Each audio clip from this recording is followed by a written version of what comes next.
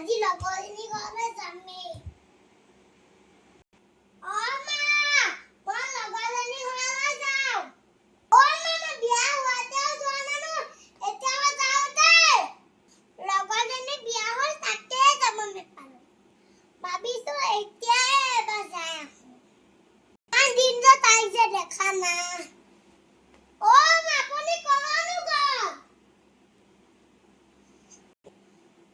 জল্দি আহিব, মই লগৰজনী ঘৰলৈ যাওঁ। ইমান দিন যোৱা নাই।